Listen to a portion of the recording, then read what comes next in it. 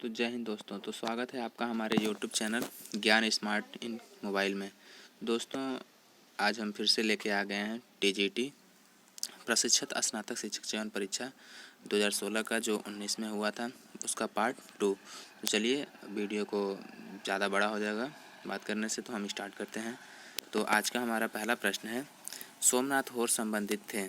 तो सोमनाथ जो होर थे वो संबंधित थे आपका प्रिंट मेकिंग से। दोस्तों, हम जो आपके लिए अगर लगेगा मुझे कि हाँ ज़्यादा इम्पोर्टेंट क्वेश्चन है, उसका हम डिस्क्रिप्शन भी पढ़ते चलेंगे। तो अभी जो नहीं तो वीडियो लंबा हो जाएगा, वैसे ही हम क्वेश्चन और आंसर बताते चलेंगे। उसके बाद से हमारा 63 नंबर पर प्रश्न है, प्रसिद्ध चित्र महालक्ष्मी जिसे धातुई किवाड़ पर चित्रित किया है, उसके रचनाकार हैं। तो ये आपको सभी को पता होना चाहिए। जो अंजू डोडिया हैं वो धातु यानी किवाड़ पर महालक्ष्मी का ये ज़्यादा चित्रण करते थे शटर पर, और ये उसी के लिए प्रसिद्ध हैं, द फेमस हैं। और इनकी एक पत्नी है जिनका नाम है अंजू डोडिया, वो भी एक प्रसिद्ध कलाकार हैं और एक घाटकोपर मुंबई से हैं। उसके बाद से हमारा 64 नंबर का प्रश्न है, वो है उस कलाकार का नाम बताइए जिसे कैलेंडर आर्ट, फर्नांड लेंजर और हेनरी रूसो की कृतियों से प्रेरणा मिली थी। तो ये आप इसका जो राइट आंसर हो जाएगा वो हो जाएगा भूपेन खक्कर। ऐसे हम अपने अगले प्रश्न की तरफ बढ़ेंगे। जो हमारा अगला प्रश्न है वो है कि प्रसिद्ध समकालीन कलाकार अमित अम्बावाला कहाँ से हैं। तो हमारे सामने 4 ऑप्शन है, तो जो सही उत्तर हो जाएगा अम्बावाला जो है वो है अहमदाबाद से। ऐसे में अपने अगले प्रश्न की तरफ बढ़ेंगे। तो हमारा जो 66 नंबर का प्रश्न है वो है, नंदलाल के कलाकार जीवन में मुख्य परिवर्तन के चित्र देखने के बाद आए। तो ये कब आए, जब वो ये इसका हम डिस्क्रिप्शन देखते हैं। तो जो नंदलाल बसु हैं उनके कला जीवन में मुख्य परिवर्तन अजंता के जब वो भेद चित्र देखते हैं तब आता है। नंदलाल बसु ने सहस्त्र भी अधिक चित्रों का निर्माण किया। इनकी प्रारंभिक कृतियां अजंता और बाघ गुफाओं से प्रभावित थीं तथा ये हिंदू देवता देववाद के भी प्रबल समर्थक थे। लेडी हैरिंगम नामक अंग्रेजी महिला की प्रेरणा से इन्होंने अजंता के भित्ति चित्रों का चित्रांकन किया। तो जो इसमें से सही उत्तर हो जाएगा वो हो जाएगा आपका अजंता के भित्ति चित्र। ऐसे में अपने अगले नंबर प्रश्न की तरफ बढ़ेंगे 66 का। तो चलिए हम 66 प्रश्न सॉल्व करते हैं। 67 वो है, प्रारंभिक गोथिक मोज़ेक कला में टिसरेई क्या है। जो टिसरेई होता है दोस्तों वो होता है रंगीन छोटे घन। हम अपने ऐसे ही अगले प्रश्न की तरफ बढ़ेंगे। तो जो हमारा नेक्स्ट प्रश्न है वो है, सबसे महत्वपूर्ण न्यूनतमवादी कलाकारों में से एक हैं। तो जो सबसे न्यूनतमवादी कलाकार हैं वो हैं आपके कार्ल आंड्रे। ऐसे में अपने नेक्स्ट प्रश्न की तरफ बढ़ते हैं, वो है किसने विश्व प्रसिद्ध सिस्टाइन चैपल 1505 से 1512 में चित्रित किया था। तो हमारे सामने 4 ऑप्शन है। तो जो राइट आंसर हो जाएगा वो हो जाएगा आपका माइकल एंजेलो। ऐसे में अपने आइए इसका डिस्क्रिप्शन देख लेते हैं। काफ़ी इंपॉर्टेंट प्रश्न है और एग्जाम में हमेशा रिपीट करता रहता है। ये है, विश्व प्रसिद्ध सिस्टाइन चैपल की छत को 1505 से 1512 में माइकल एंजेलो ने चित्रित किया था। इस कला का प्रभाव यह रहा कि माइकल एंजेलो को 37 वर्ष की आयु में ही महानतम जीवित चित्रकार मान लिया गया था। और इसके पीछे का हम राज भी बता देते हैं कि इन्होंने क्यों सिस्टाइन चैपल चित्रण किया। क्योंकि उस टाइम के जो जितने भी आर्टिस्ट थे, कलाकार थे, तो वो ये कहते थे कि जो माइकल एंजेलो हैं वो चित्रण नहीं कर पाते हैं और ज़्यादातर वो मूर्तियों पे ही काम करते थे। तो उन लोगों को दिखाने के लिए वो वहाँ के एक राजा होते हैं, उनसे कहते हैं कि उनको मतलब इसमें 6-7 साल के लिए वो उस गुफा में वो उस भित्ति में चले जाते हैं चैपल में, और किसी को आने की अनुमति नहीं होती है। और जो उसमें से निकलते हैं फिर वहाँ के चित्रों को देख करके लोग दंग हो जाते हैं। तो इसके पीछे की कुछ ये राज थी। उसके बाद से हम अपने नेक्स्ट प्रश्न की तरफ बढ़ते हैं। वो है 70 नंबर का, कि भीमबेटका की गुफाएं किस शहर के नज़दीक हैं। तो भीमबेटका की जो गुफाएं हैं आप सभी को पता है वो भोपाल के काफ़ी नज़दीक हैं। उसके बाद से हम अपने 71 नंबर प्रश्न की तरफ बढ़ेंगे। तो वो है, पूरा पाषाण काल के दौरान बने भीमबेटका के चित्र हैं। तो जो पूरा पाषाण काल के दौरान बने भीमबेटका के चित्र हैं हाथी है, जंगली है, सांड है और बाघ है, यानी हमारा फर्स्ट ऑप्शन बिल्कुल राइट हो जाएगा। उसके बाद से हम अपने अगले प्रश्न की तरफ बढ़ते हैं, तो वो है 72 नंबर प्रश्न। पूर्व ऐतिहासिक कला केंद्र रायगढ़ स्थित है। तो जो रायगढ़ हमारा है वो हमारे छत्तीसगढ़ में स्थित है। ऐसे हम अपना 73 नंबर प्रश्न देखेंगे। हड़प्पा सभ्यता इनमें से किसके लिए प्रसिद्ध है? तो आप सभी को पता है जो हड़प्पा सभ्यता है वो पकी ईंटों के लिए काफ़ी प्रसिद्ध है। उसके बाद से 74 नंबर का प्रश्न है, एस.जी. श्रीखंडे किस रूप में विख्यात हैं? हमारे सामने 4 ऑप्शन दिए गए हैं। पहला ऑप्शन है पाटर, दूसरा डिजाइनर, तीसरा मूर्तिकला, चौथा गायक। तो जो हमारा सही उत्तर हो जाएगा वो हो जाएगा मूर्तिकार। जो एस.जी. श्रीखंडे थे वो मूर्तिकार के रूप में फेमस थे। ऐसे हम अपने 75 नंबर प्रश्न की तरफ बढ़ेंगे। तो 75 प्रश्न है, प्रसिद्ध बौद्ध भित्ति चित्रकला पद्मपाणि बोधिसत्व स्थित है। ये तो दोस्तों काफ़ी इजी क्वेश्चन है, आप लोगों को पता ही होगा।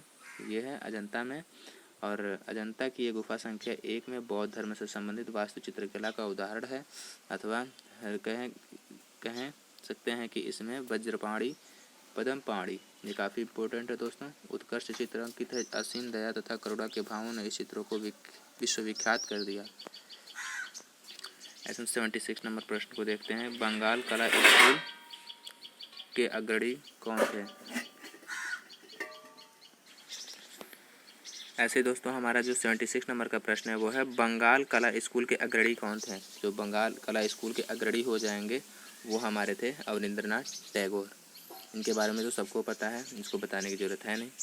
अजंता गुफा 77 नंबर प्रश्न है, अजंता गुफा संख्या 1 का चित्र है। तो अजंता गुफा संख्या 1 का जो चित्र है वो है आपका, अभी आप ऊपर चर्चा हुई थी, वज्रपाणि। 3 नंबर जो ऑप्शन है वो बिल्कुल सही हो जाएगा। उसके बाद से हम अपने अगले प्रश्न की तरफ बढ़ते हैं, वो है राजा कृपाल पाल 1678 से 1731 के पहाड़ी चित्रों के प्रमुख संरक्षक थे। तो राजा जो कृपाल थे वो थे बसोहली स्कूल के। ऐसे हमारा 79 प्रश्न हो जाएगा, वो हो जाएगा कि बादामी गुफा संख्या 4 की छवियां हैं। बादामी गुफा संख्या जो 4 की छवियां हैं वो हैं आदिनाथ जैन तीर्थंकर की। ऐसे हमारा जो अगला प्रश्न हो जाएगा वो हो जाएगा, सीतनवासल गुफाओं के छत पर की छवियाँ दिखाई देती हैं। तो सीतनवासल गुफाओं के छत पर जो है वो कमल सरोवर की छवियाँ दिखाई देती हैं। और ये भी बता दें कि सीतनवासल गुफाओं को ही सिस्टाइन चैम्पल भी कहा जाता है। और ऐसे हम अपने अगले प्रश्न की तरफ बढ़ते हैं। प्रोग्रेसिव आर्टिस्ट ग्रुप संबंधित है। जो प्रोग्रेसिव आर्टिस्ट ग्रुप से M.F. हुसैन संबंधित हैं। ऐसे ही हमारा 82 नंबर प्रश्न है, चालुक्य वंश की राजधानी यहाँ स्थित है। तो जो हमारा सही उत्तर हो जाएगा वो हो जाएगा बादामी। जो बादामी थी वो चालुक्यों की राजधानी थी। ऐसे ही हमारा 83 नंबर प्रश्न है, वो है महावीर 24वें जैन तीर्थंकर का जन्म चित्रित किया गया था। तो उसका जो हमें मिलता है वो कल्पसूत्र में इसकी जानकारी हमें मिलती है। और महावीर स्वामी जैन धर्म के 24वें तीर्थंकर थे। इनके जन्म का चित्रण भद्रबाहु तथा कल्पसूत्र में किया गया है। इस ग्रंथ की रचना महावीर स्वामी के निर्माण के 150 वर्ष पश्चात हुई। उसके बाद से हमारा 84 नंबर प्रश्न आता है।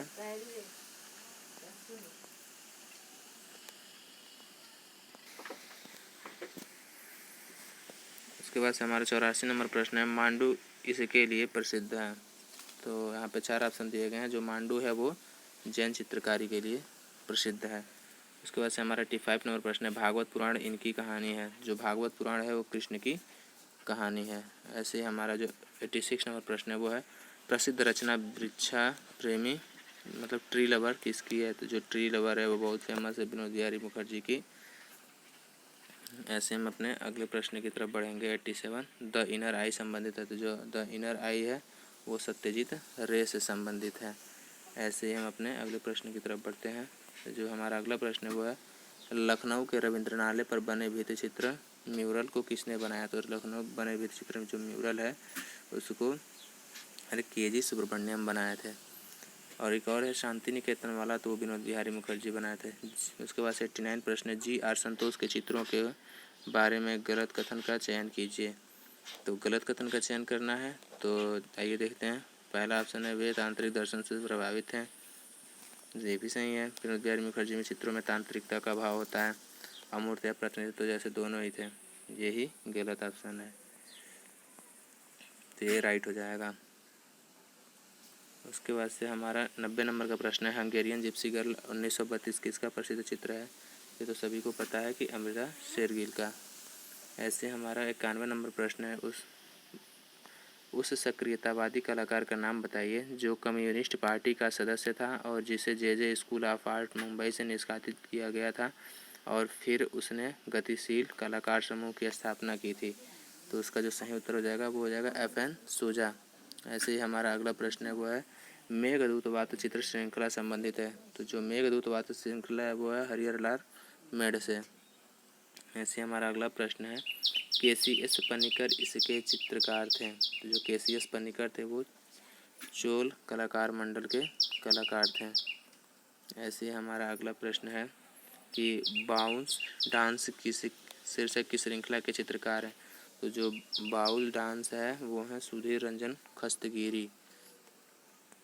उसके बाद से एक प्रख्यात डैश डैश डैश है 95 नंबर प्रश्न, और लिखा है एक प्रख्यात चित्रकार के रूप में जाने जाते हैं। तो जो बलबीर सिंह कट्ट हैं, बलबीर सिंह कट्ट वो एक प्रख्यात कलाकार के रूप में जाने जाते हैं। उसके बाद से उस भारतीय कलाकार का नाम बताइए जो अधिकतर एक्रेलिक कागज़ पर जल वर्ण, क्वास और तेल वर्ण का उपयोग करता था। तो जो हमारे सही उत्तर हो जाएंगे वो हो विवान सुंदरम। जो विवान सुंदरम थे वो ज़्यादातर एक्रेलिक माध्यम में काम करते हैं कैनवास पे। उसके बाद से हमारा जो 97 नंबर प्रश्न है वो है, पश्चिम बंगाल के उस चित्रकार का नाम बताइए और चित्रकार और भित्ति चित्रकार को पहचानिए जिसने कला भवन के छात्रावास के छत पर वीरभूम के ग्रामीण जीवन को चित्रित किया था। तभी मैंने बताया विनोद बिहारी मुखर्जी। वीरेश्वर सेन इसके लिए विख्यात थे। तो जो वीरेश्वर सेन थे वो दृश्य चित्रण के लिए विख्यात थे। ऐसे हमारा 99 नंबर प्रश्न है वो है, प्रसिद्ध यथार्थवादी कलाकार मैक्स अर्नस्ट का जन्म किस देश में हुआ? तो मैक्स अर्नस्ट का जन्म जर्मनी में हुआ था। ऐसे हमारा 100 नंबर प्रश्न है, पियोरो डेला फ्रांसेस्को का एक इटालियन चित्रकार था। तो वो था प्रारंभिक पुनर्जागरण काल का।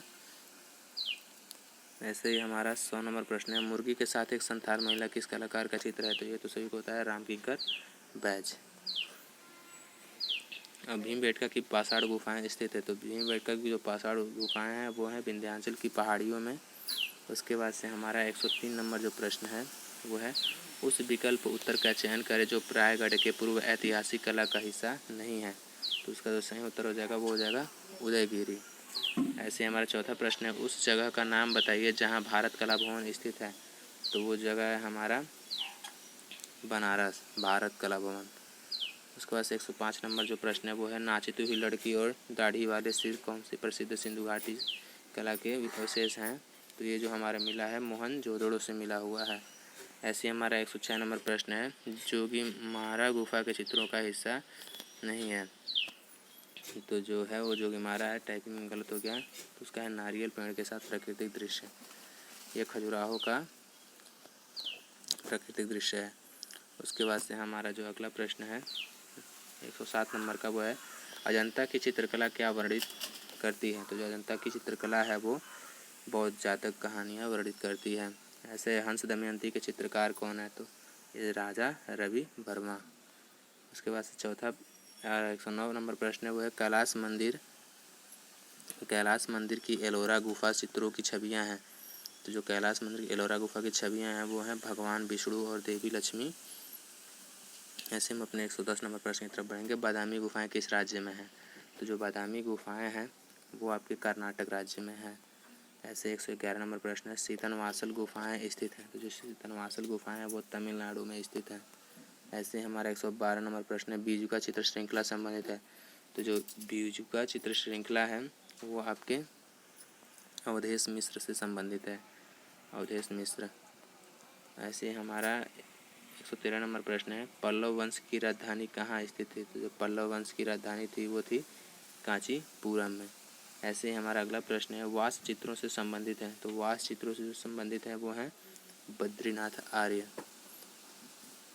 उसके बाद से हमारा 115 नंबर प्रश्न है, मांडू किस राज्य में स्थित है? तो मांडू जो है वो आपके मध्य प्रदेश में स्थित है। ऐसे ही हमारा अगला प्रश्न है, श्याम बेनेगल श्याम बेनेगल जो हैं वो फिल्म निर्देशक हैं। ऐसे हमारा 117 नंबर प्रश्न है, उस कलाकार का नाम बताइए, नाम लिखिए जिसने अपने चित्रों में आध्यात्मिक और अमूर्त चीज़ों को चित्रित करने की कोशिश की थी। तो उसका नाम हो जाएगा आपका, आइए देखते हैं, के.सी.एस. पन्नीकर। जो के.सी.एस. पन्नीकर थे वो भारतीय चित्रकला के नवीनतम लेकर आगे 1960 में मद्रास के कलाकार पूरे उत्साह शक्ति के साथ नई शैली जन्म दे रहे थे। सभी कला की एक अमूर्त शैली की ओर कला की एक शैली का प्रसार मूर्तिकला में भी दिखाई देने लगा। इन्होंने वर्ष 1966 में चेन्नई के समीप चोलमंडल नामक ग्राम में कलाकार स्थापित किए थे। उसके बाद से 118 नंबर प्रश्न है, वो है आपका कि मुंबई के रेडियोलॉजिस्ट का काम करने वाले स्वशिक्षित कलाकार का नाम बताइए। तो वो हैं आपके सुधीर रंजन खस्तगिरी। ऐसे ही हमारा जो अगला प्रश्न है, उस चित्रकार, भित्ति चित्रकार, मूर्तिकार, छापाकार का नाम बताइए जिसके कला की विशेषता है बुद्धि और कला और प्रवीणता। तो वो सही उत्तर हो जाएगा हमारा, वो हो जाएगा के.जी. सुब्रमण्यम। ऐसे ही हमारा 120 नंबर प्रश्न है, सुहाग के नूपुर उपन्यास किसने लिखा है। तो जो सुहाग के ऊपर नूपुर उपन्यास लिखे हैं वो हैं अमृतलाल नागर। ऐसे ही हमारा 121 प्रश्न है, वेन चंपा ग्रू अप इस श्रृंखला के चित्रों के रचनाकार हैं। तो जो इस चित्रों के रचनाकार हैं वो हैं आपके नीलिमा शेख। ऐसे ही हमारा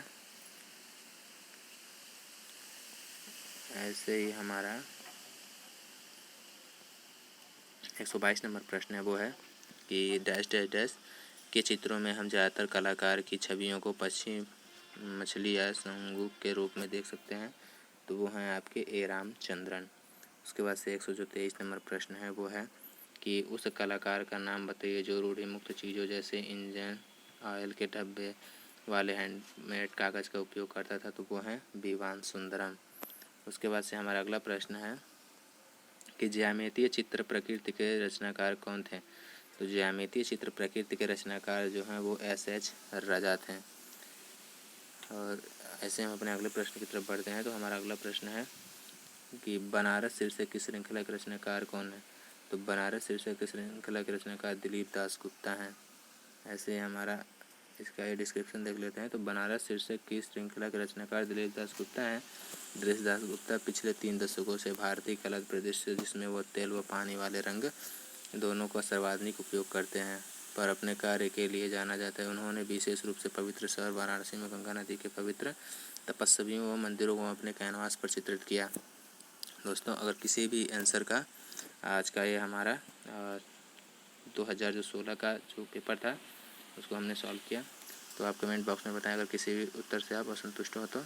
और ऐसे ही नॉलेजेबल वीडियो देखने के लिए चैनल को लाइक करें, शेयर करें, सब्सक्राइब करें और हमें कमेंट करके बताएं कि आपको वीडियो कैसा लगा।